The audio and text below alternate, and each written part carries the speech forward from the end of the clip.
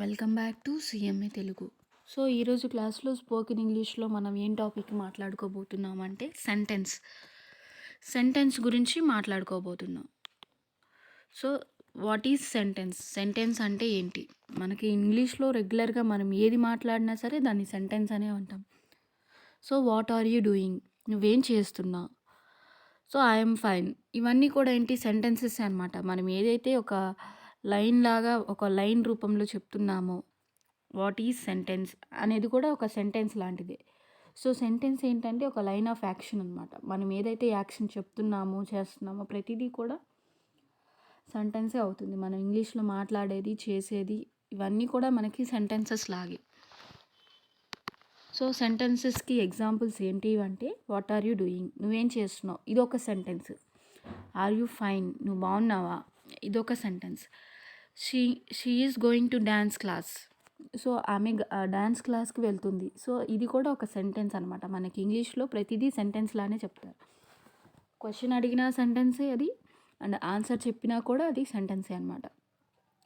And he is a cricketer, అతను cricketer అనమాట, ఇది sentence. Vani is a biology student, so ఇది కూడా ఒక సెంటెన్స్ అనమాట. సో ఇంగ్లీష్లో రకరకాల సెంటెన్సెస్ ఉంటాయి. అండ్ సెంటెన్స్లో ఏమేమి ఉంటాయంటే సబ్జెక్ట్ ఉంటుంది, వర్బ్ ఉంటుంది, ఆబ్జెక్ట్ ఉంటుంది.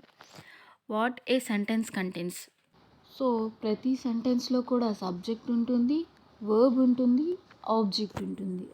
సో సెంటెన్సెస్ అంటే ఏంటని అనుకున్నాం, ఏది చెప్పినా సరే ఆర్ ఏది అడిగినా సరే, ఒక క్వశ్చన్ రూపంలో అడిగినా సరే what are you doing, how are you, what are you doing, ఇవన్నీ కూడా మనకి సెంటెన్సెస్ అనమాట.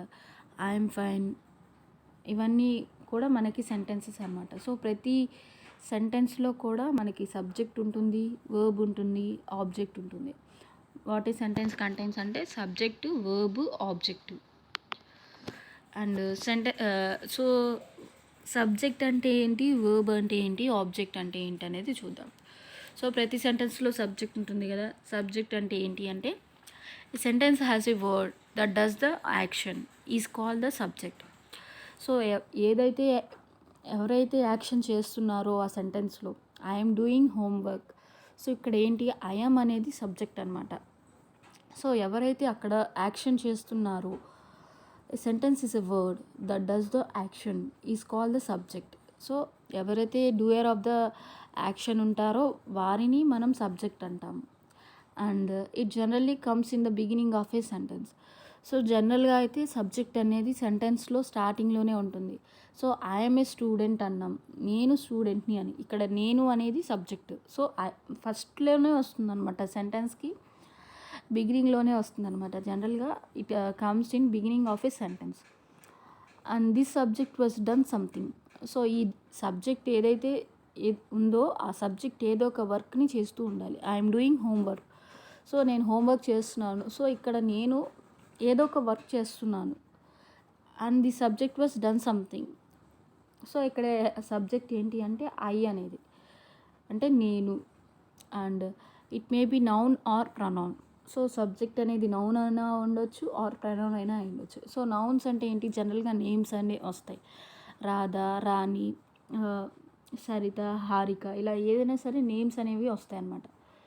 సో నేమ్ కాకుండా హీ, షీ, ఇట్, ఇలా ఆమె, అతను, వారు, అది, ఇది ఇలా వస్తే ఏమో ప్రనౌన్ అవుతుందన్నమాట. సో సబ్జెక్ట్ అనేది ప్రనౌన్ అయినా అయ్యుండొచ్చు ఆర్ సబ్జెక్ట్ అనేది నౌన్ అయినా అయ్యుండొచ్చు. హీ ఈజ్ డూయింగ్ హోంవర్క్ అంటే ఏంటి, ఇక్కడ హీ అంటే అతను హోంవర్క్ చేస్తున్నాడు, సో అతను అనేది ఇక్కడ సబ్జెక్ట్.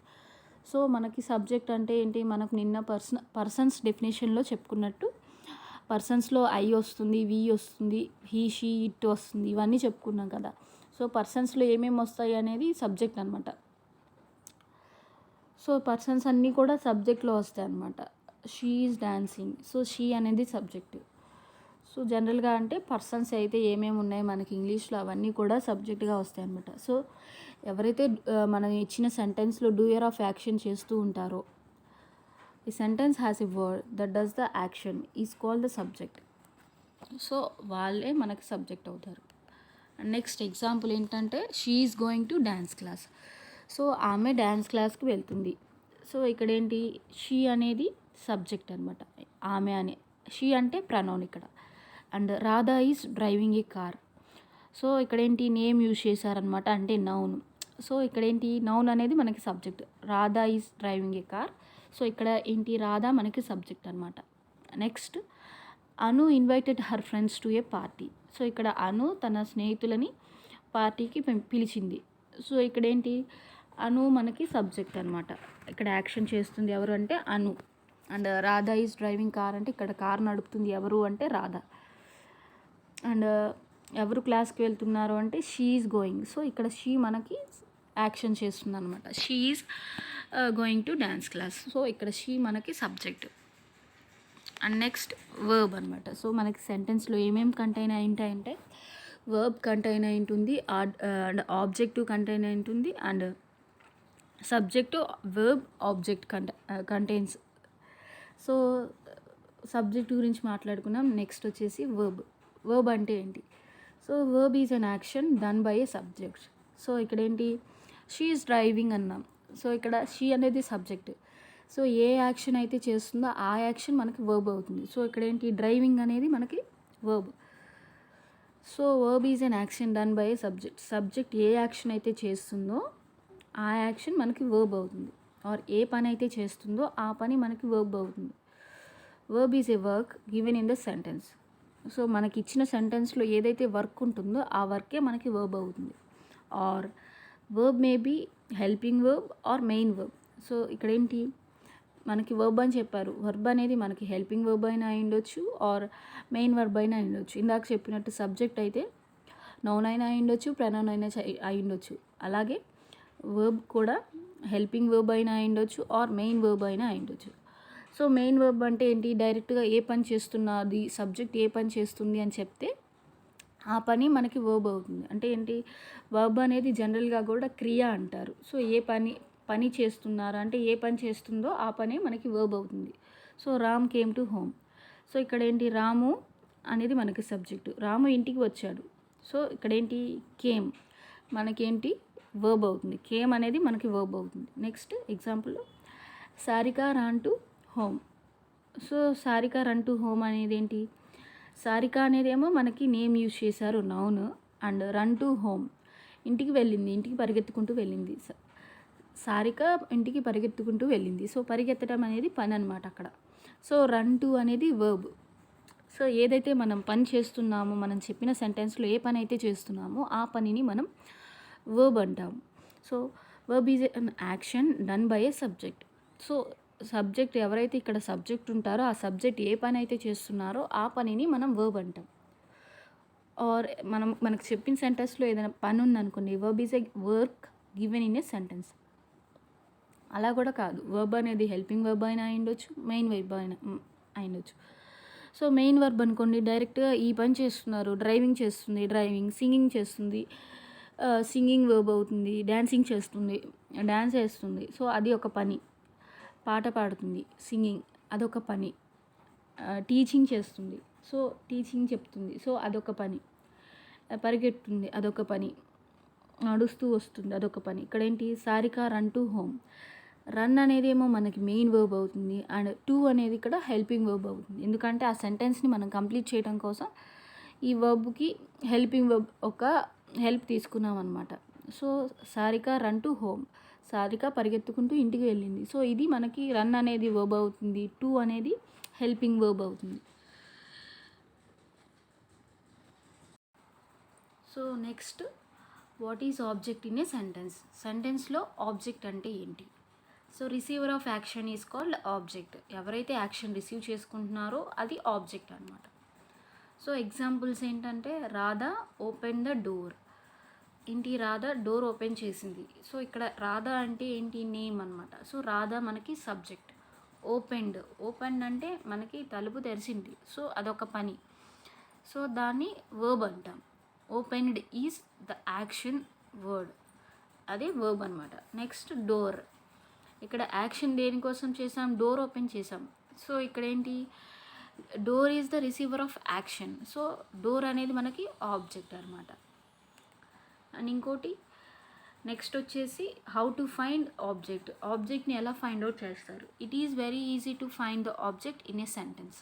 ఒక సెంటెన్స్లో ఆబ్జెక్ట్ని ఫైండ్ అవుట్ చేయటం చాలా ఈజీ. సో దానికోసం మనం ఫస్ట్ ఏం ఫైండ్ అవుట్ చేయాలి అంటే వర్బ్ని సెంటెన్స్లో మనకి ఏ వర్క్ ఉంది అండ్ ఏ యాక్షన్ జరుగుతుంది, మనకి ఇచ్చిన సెంటెన్స్లో ఏ యాక్షన్ జరుగుతుంది అని మనం ఫస్ట్ కనిపెట్టాలన్నమాట. సో వర్బ్ని ఫైండ్ అవుట్ చేస్తే మనకి ఆబ్జెక్ట్ని ఫైండ్ అవుట్ చేయడం చాలా ఈజీ అన్నమాట. So first we need to find out the verb in a sentence. అంటే ఏంటి, యాక్షన్ వర్డ్. ఏదైతే పని చేసే వర్డ్ ఉంటుందో అది మనకి యాక్షన్ వర్డ్ అనమాట.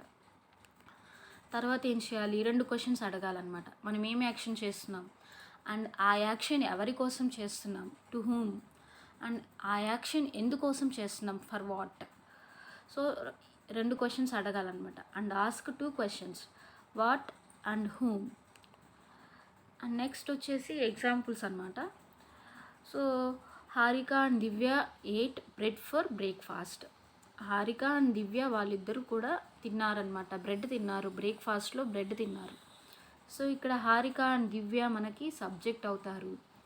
ఏట్, సో ఏట్ అనేది మనకేంటి, వర్బ్ అనమాట, అంటే తిన్నారు. సో ఏట్ అనేది మనకి వర్బ్ అనమాట.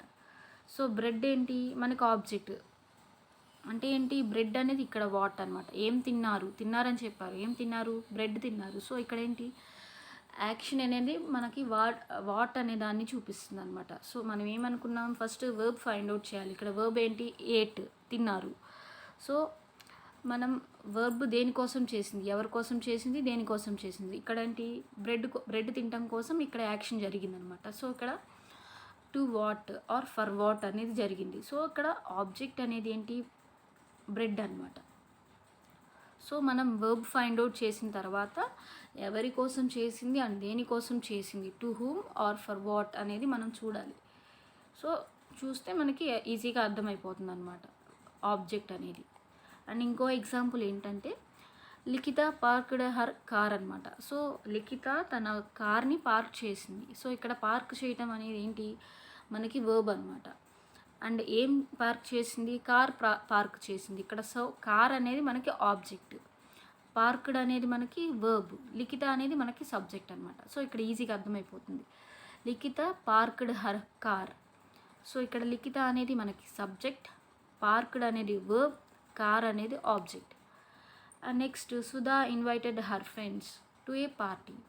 సో ఇక్కడ ఏంటి, సుధా వాళ్ళ స్నేహితులని పార్టీకి పిలిచింది. సో ఇక్కడ ఏంటి, ఇందాక ఫర్ వాట్కి సంబంధించి ఎగ్జాంపుల్స్ చూసాం. బ్రెడ్ తినటం కోసం యాక్షన్ జరిగింది. అండ్ నెక్స్ట్ కార్ పార్క్ చేశారు.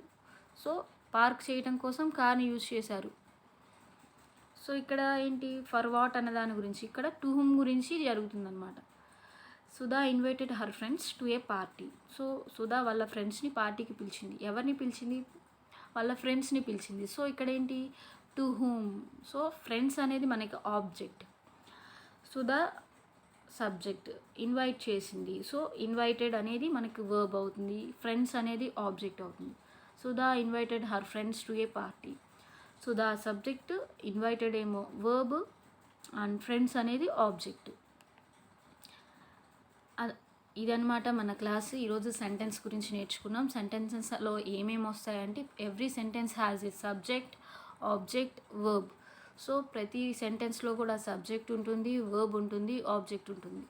సో ఎవరైతే మనకి పని చేస్తున్నారో, మన సెంటెన్స్లో ఎవరైతే యాక్షన్ చేస్తున్నారో వాళ్ళని మనం సబ్జెక్ట్ అంటాం. అండ్ ఏ యాక్షన్ అయితే చేస్తుందో ఆ యాక్షన్ని మనం వర్బ్ అంటాం. ఆ యాక్షన్ని ఎవరైతే రిసీవ్ చేసుకుంటున్నారో, or for what or for whom మనం యాక్షన్ చేస్తున్నామో వాళ్ళని మనం ఆబ్జెక్ట్ అంటాం. సో అది పర్సన్ అయినా అయ్యుండొచ్చు, థింగ్ అయినా అయ్యుండొచ్చు. సో మనకి ఎగ్జాంపుల్ ప్రకారం ఫ్రెండ్స్ అయ్యారు, ఒకసారి ఆబ్జెక్ట్ అండ్ ఒకసారి ఏమో బ్రెడ్ అయింది. So to whom or for what అనేది మనకి ఆబ్జెక్ట్ అవుతుంది. సో ఫస్ట్ వర్బ్ని ఫైండ్ అవుట్ చేయాలి, నెక్స్ట్ ఆబ్జెక్ట్ని ఫైండ్ అవుట్ చేయాలి. సో వర్బ్ అనేది మనకి ఎవరి కోసం యూస్ చేశారు, పర్సన్ కోసం యూస్ చేస్తే మనకేమో టు హూమ్ అవుతుంది. అలా కాకుండా ఏదైనా థింగ్స్ కోసం యూస్ చేశారనుకోండి, ఫర్ వాట్ అవుతుంది. సో వర్బ్ అనేది దేనికోసం యూస్ చేస్తారో, యూస్ చేసిన దాన్ని బట్టి మనం డిసైడ్ చేసుకోవాలన్నమాట. పర్సన్స్కి యూస్ చేస్తే ఎవరి కోసం యూస్ చేశారు, ఫ్రెండ్స్ కోసం యూస్ చేశారు కాబట్టి ఫ్రెండ్ అనేది ఆబ్జెక్ట్.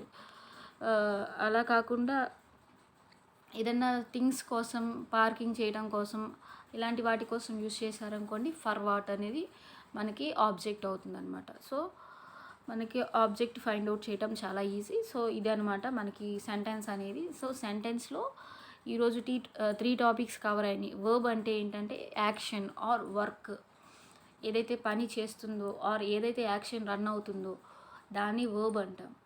సో ఇది ఈరోజు క్లాస్ అనమాట. అండ్ నెక్స్ట్ క్లాస్తో కొత్త టాపిక్తో మీ ముందుకు వస్తాను. And thanks for watching. Please like చేయండి, షేర్ చేయండి, సబ్స్క్రైబ్ చేయండి.